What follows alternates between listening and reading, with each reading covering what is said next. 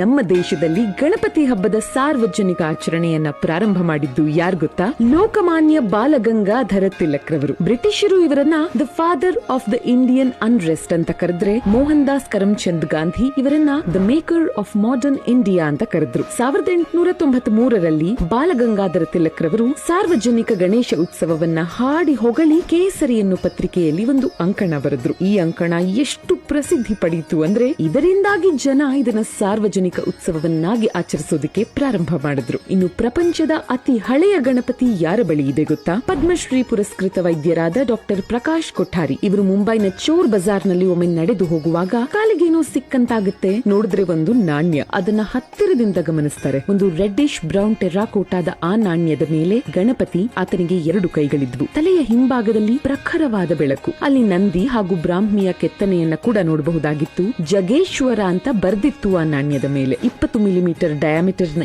ಈ ನಾಣ್ಯ 5 ಮಿಲಿಮೀಟರ್ ದಪ್ಪ ಇತ್ತು. ಇದರ ತೂಕ 2.89 ಗ್ರಾಮ್ಸ್. ಇದರ ಬಗ್ಗೆ ಹೆಚ್ಚು ತಿಳ್ಕೊಳ್ಳೋ ಸಲುವಾಗಿ ಸಾಕಷ್ಟು ಪರಿಣಿತರನ್ನ ಸಂಪರ್ಕಿಸ್ತಾರೆ ಡಾಕ್ಟರ್ ಪ್ರಕಾಶ್ ರವರು. ಪರಿಣಿತರೆಲ್ಲರೂ ಇದನ್ನ 5ನೇ ಶತಮಾನಕ್ಕಿಂತ ಹಳೆಯದ್ದು ಎಂದಿದ್ದಾರೆ. ಇನ್ನು ಡಿಪಾರ್ಟ್ಮೆಂಟ್ ಆಫ್ ಕಲ್ಚರ್ ನ ಕಡೆಯಿಂದ ಮಾಡಿದ ಅಧ್ಯಯನದಲ್ಲಿ ಗೊತ್ತಾಗಿದ್ದು, ಇದು